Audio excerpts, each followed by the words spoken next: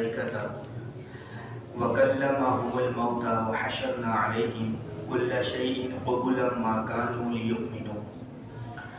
اور اگر ہم ان کی طرف فرشتے اتار دیتے اور مردے ان سے بات کرتے اور ہم ہر چیز ان کے سامنے جمع کر دیتے جب بھی وہ ایمان لانے والے نہ تھے، الا ان یشاء اللہ، مگر یہ کہ خدا چاہتا، ولکن اکثرہم یجہلون،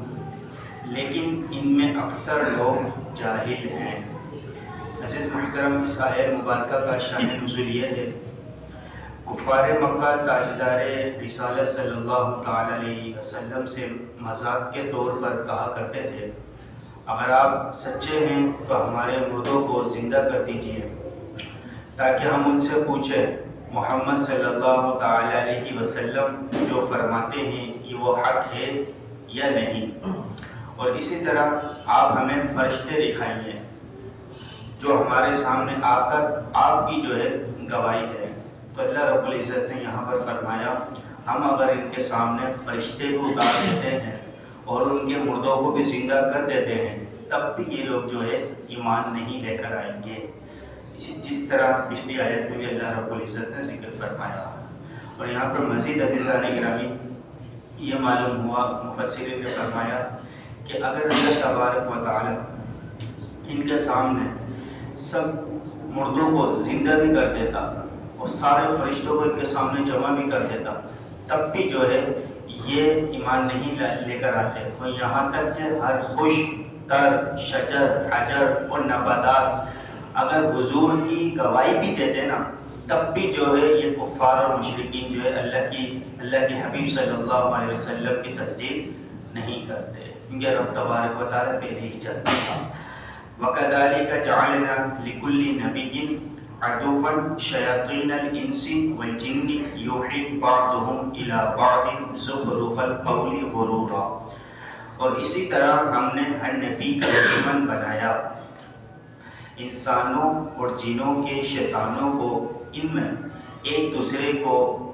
دھوکہ دینے کے لیے بناوٹی باتوں کے وسوسے ڈالتا ہے۔ وَلَوْ شَاءَ رَبُّكَ مَا فَعَلُوهُ فَذَرْهُمْ وَمَا يَفْتَرُونَ، اور اگر تمہارا رب چاہتا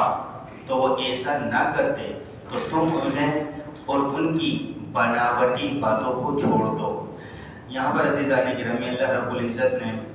جیسا کہ میرے آقا کریم صلی اللہ علیہ وسلم کا فرمان ذیشان ہے کہ جتنا میں ستایا گیا ہوں اتنا کوئی نہیں ستایا گیا، اور قیامت تک کوئی نہیں ستایا جائے گا۔ تو اس محترم اس آیت مبارکہ میں بھی اللہ تبارک و تعالیٰ نے حضور علیہ السلام کو تسلی دیتے ہوئے فرمایا، اے حبیب صلی اللہ علیہ وسلم، یہ جو کفار ہیں یہ مخالف ہیں آپ کے، دشمن ہیں آپ کے، اور اسی طریقے سے آپ پر آپ کے خلاف دشمنیاں،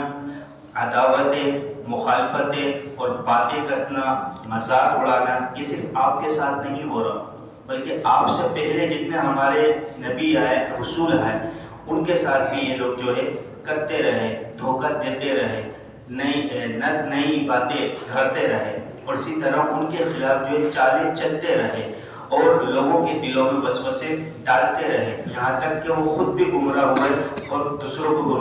گمراہ کر دیا۔ تو عزیزان گرامی یہاں پر یہ بھی معلوم ہوا، تمام نبیوں کے دشمن ضرور ہوئے ہیں، ایسے ہی علماء اور اولیاء کے دشمن بھی ضرور ہوتے ہیں۔